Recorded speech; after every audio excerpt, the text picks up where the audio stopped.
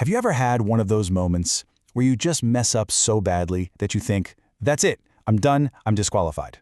Well, we need to talk about John chapter 21, because it's this incredibly powerful, real-life story that shows us that with Jesus, failure is never, ever the final word. It's basically a masterclass in second chances. So yeah, what happens when you think the story's over? I mean, honestly, the Gospel of John could have just ended in chapter 20 with the resurrection. Boom, done. But it doesn't. This extra chapter feels like a beautiful epilogue, and it's there for a reason. It answers that exact question. What comes after the big victory, and what comes after a really painful personal failure? All right, so here's our roadmap for this journey. We're going to start with a night of complete failure, empty nets. Then move on to an unexpected breakfast with the Lord. We'll listen in on 3 really important questions of love, see how that leads to being restored for a purpose, and we'll finish with a crucial lesson on focus. It's going to be good. Okay, so let's set the scene. Our story picks up after the resurrection. The disciples are kind of in this weird limbo, this state of waiting. They're not sure what to do next. Jesus has risen, but now what?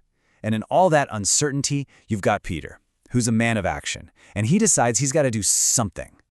He says, I go a-fishing. And the others are like, yeah, we'll go with you. But you got to understand, this isn't just about catching some dinner. This is a retreat. Think about it. When we're not sure what God is doing, how often do we just go back to what's familiar, back to what we know and feel like we can control? That's what Peter's doing. He's going back to his old job, and it's a totally human reaction to confusion. And what was the result of all their hard work? Absolutely nothing. All night long, these guys, who are professional fishermen, mind you, worked their tails off and came up completely empty. It's just this perfect picture of a bigger truth. Any effort we make in our own strength, without Jesus' direction, is ultimately going to be fruitless. But then, just as the morning starts to break, everything changes. A figure shows up on the shore. And, just like with Mary at the tomb or the disciples on the road to Emmaus, they don't recognize him. They have no idea that it's Jesus. And notice who starts the conversation. It's Jesus. He doesn't start by lecturing them about their lack of faith. He just meets them right there, in their need. He asks a really simple question. Children, have you any meat? Basically, hey guys, catch anything? And in that moment, they have to admit their failure out loud. No. Then he gives them this very specific, almost odd instruction. Not try harder, but cast the net on the right side. And this is so key. It's their obedience to this one simple word from the Lord that acts as the bridge between their total failure and a supernatural result. And what a result it was. They haul in 153 huge fish. The net was so packed they couldn't even pull it into the boat.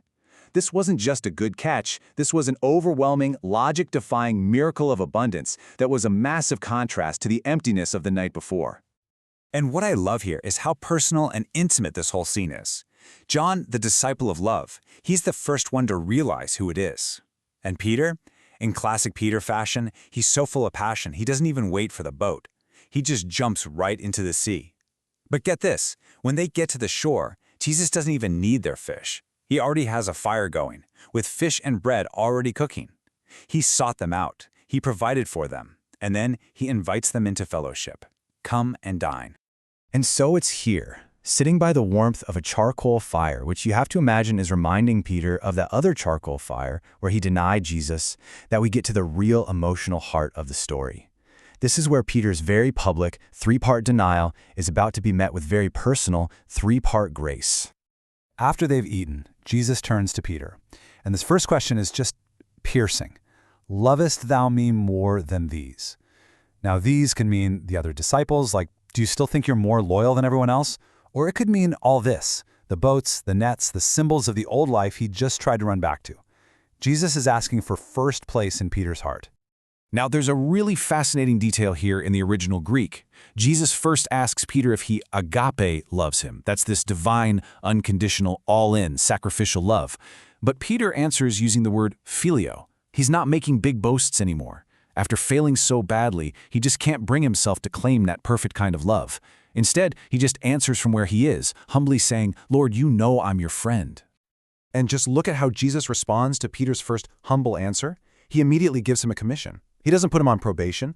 He doesn't say, go prove it to me. He says, feed my lambs. He starts restoring Peter to his purpose right then and there.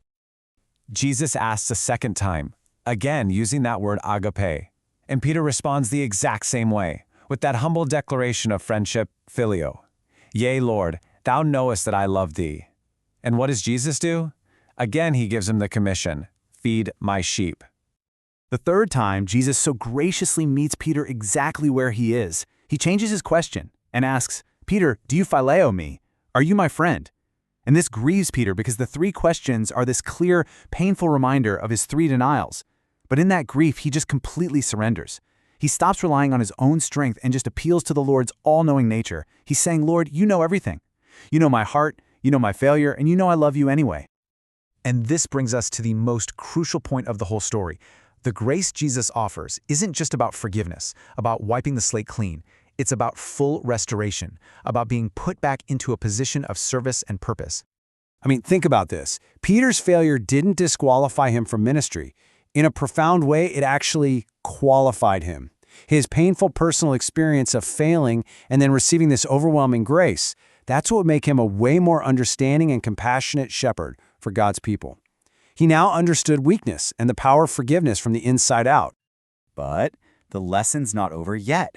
Because even after this profound, life-altering moment of restoration, Peter gets distracted. He falls into a trap that is so common for all of us, the comparison trap. It's like this subtle poison that can steal all the joy from your own calling. Peter turns around, sees John, and asks Jesus, Lord, and what shall this man do? Basically, what about him? What's his story going to be? It's such a human moment. We get a personal word, a personal calling from God, and so often our first instinct is to look at someone else's path and start comparing. And that just diverts our focus from the one who called us to the person standing next to us. So how do we apply this? Well, this story gives us a pretty clear roadmap. First, stop staring at your empty nets, at your past failures and all your fruitless efforts. Second, listen for his specific direction for you, for that cast the net on the right side moment. Third, let his grace do its deep work of restoring you to your purpose. And finally, commit to focusing on your path forward, not someone else's. And this all brings us to Jesus' final, powerful command to Peter, and really to us. It's a sharp but loving course correction. What is that to thee? In other words, their destiny, their calling, their journey, that's not your concern. Your sole focus has to be on this one, personal, life-defining command: follow thou me. Run your race. So the story leaves us with this incredible truth. Failure is never final. In fact, it can be the very thing that prepares us for our true purpose. The key is to stop looking at our empty nets or at someone else's race and to simply answer the call to follow him. This explainer was based on a study by the You Need Faith in Jesus team, who do a powerful job of illustrating this message of restoration.